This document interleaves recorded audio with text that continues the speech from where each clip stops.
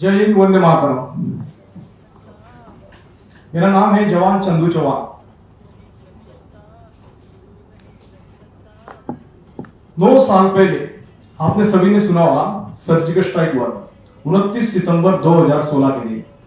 और 19 सितंबर 2016 के दिन क्या हुआ था ये किसी को पता नहीं होगा, तो मैं याद दिला देना चाहता हूं। हमारी जवानों की शहादत हुई थी। उन पाकिस्तान वालों ने हमारे जवानों की गर्दन काट के भाग गए। रात को सोते टाइम हमारे जवानों के साथ इस तरह कारनामा करके पाकिस्तान ने दिया। उस टाइम में हमारे देश में जो गुस्सा आपके अंदर था उससे भी ज्यादा गुस्सा हमारे जवानों के बीच में चल रहा था। और हाँ, वही जवान जो पाकिस्तान में 2 लोगों को ठोक के आता हूं। और आज मैं अपनी पीड़ा माननीय सांसद जी संजय सिंह सर के माध्यम से और हरिंदर भाई जिसने ये आवाज मेरे साथ मुझे एक सपोर्ट दिया, और इस माध्यम से मैं आपके सामने आज प्रेजेंटेशन कर रहा हूं। मुझे देश की किसी मीडिया ने नहीं दिखाया, देश के नेशनल टेलीविजन चैनल ने बड़ा चढ़ा के दिखाया। आज पाकिस्तान में नेशनल न्यूज टेलीविजन चैनल में उन्होंने किस तरह क्या क्या हुआ, ये सारी हकीकत मैं आज रखना चाहता हूं। इसके बाद मेरे साथ क्या होगा मुझे नहीं पता, पर हाँ, एक देश का जवान होने के नाते सच्चाई आपके सामने रखना चाहता हूं। ये जो किया था मैंने, ये अपने देश के लिए किया था, ना किसी और के लिए। मेरी देशभक्ति पर उठाने वाले सवाल का जवाब मैं देना चाहता हूं। ये देखिए, भारतीय जारहियत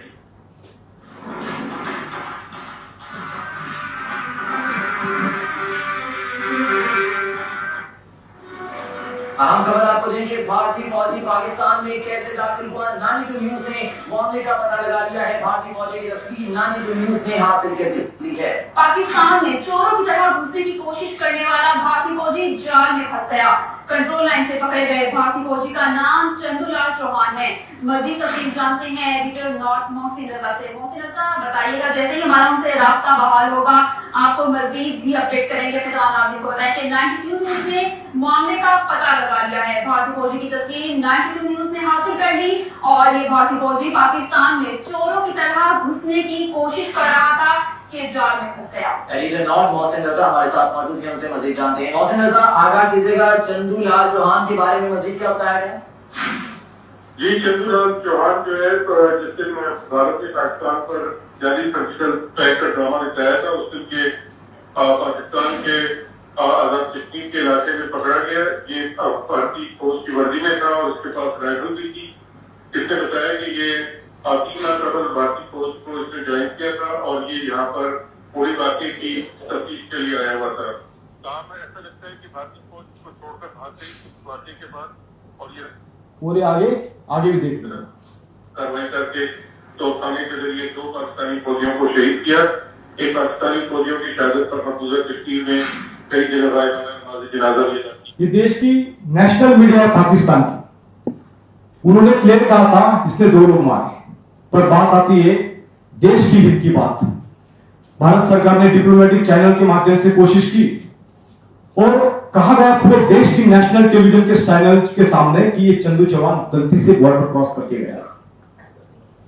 और आज ये जवान जब अपने देश की बात आती है, सुरक्षा की बात आती है, तो ये जवान कोऑपरेट करता है और कहता है कि हाँ, मैं गलती से गया था, क्योंकि सुरक्षा मामला।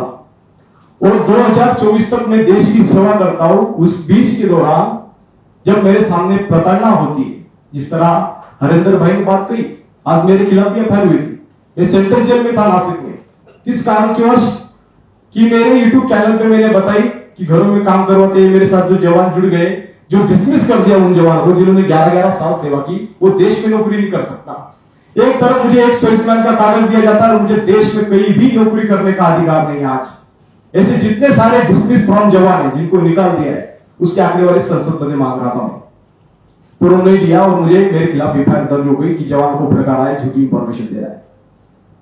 अगर ये मेरा कर्तव्य है, मेरे देश की सेना, जिस तरह हरिंदर भाई ने भी आवाज उठाई, ये सारे अनपीड़ित जवान, इसके खिलाफ एफआईआर दर्ज हुई। हम कोई दुश्मन नहीं, हम आपके जवान हैं, हम हमारी भारत माता के जवान हैं, पर हमारी पीड़ा इतना है मैं शब्दों में वर्णन करना नहीं चाहता उचित। मेरे देश के लिए किया था जो कुछ किया था पाकिस्तान में, जो आपने आपका खून खुला था वही मेरा भी खून खुला था। मेरे 2 लोग ठुके।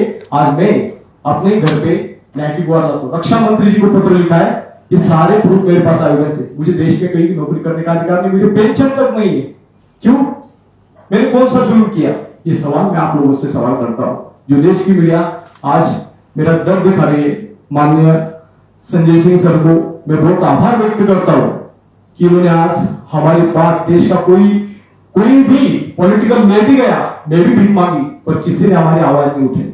वो उठाई संजय सिंह, जिन्होंने आज जवानों की बात रखते, हमें लगा था तो हम आए थे मिलने के लिए, तो इन्होंने बोला था बोला जवान की बात रहेगी तो मैं जरूर इसको पार्लियामेंट तक उठाऊंगा। और मैंने देखा हरिंदर भाई का भी उन्होंने पार्लियामेंट में उठाया, तो मैं आया हिम्मत जुटाते हुए।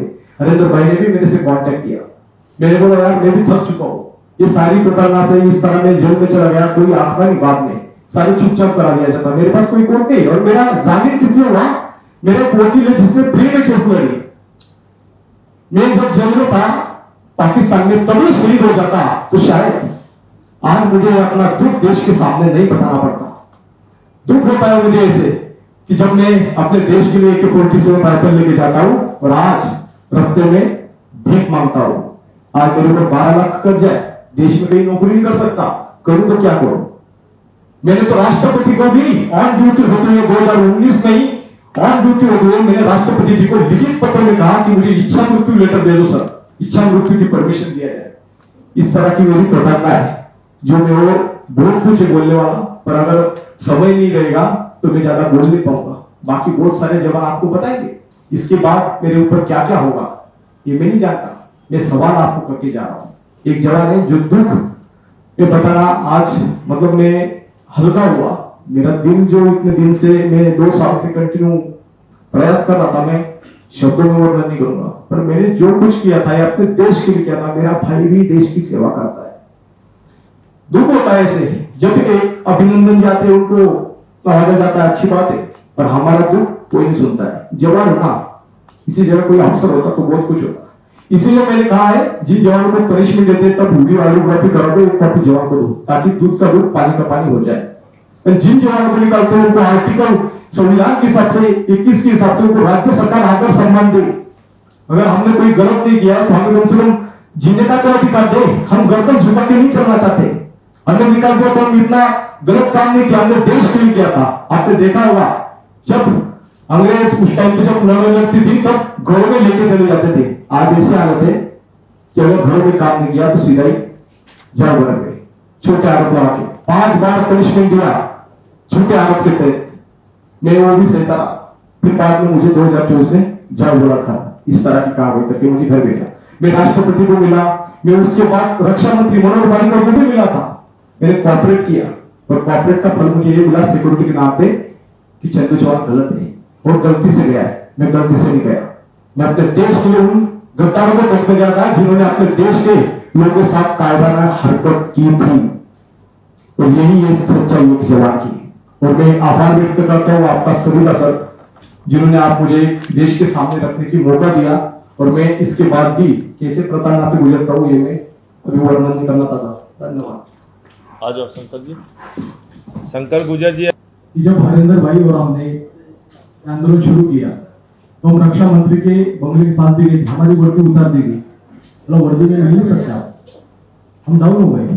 डाउन होने के बाद जब ये आंदोलन बढ़ता गया, जब देश की मीडिया नहीं दिखा रही थी, मैंने सोशल मीडिया पे यूट्यूब चैनल खोला और उसकी वजह से मेरे कुछ कंटेंट थे जिसमें सोशल मीडिया का ऑलरेडी गाइडलाइन होती है यूट्यूब में, किसी को गाली धमकी ये वगैरह दे नहीं सकता। बट मैंने ये जो बात रखी, जैसे अन्यायग्रस्त जवान मेरे साथ जुड़ गए। महाराष्ट्र में भी मैंने उपोषण बैठा था, मेरे साथ 30-40 जवान थे।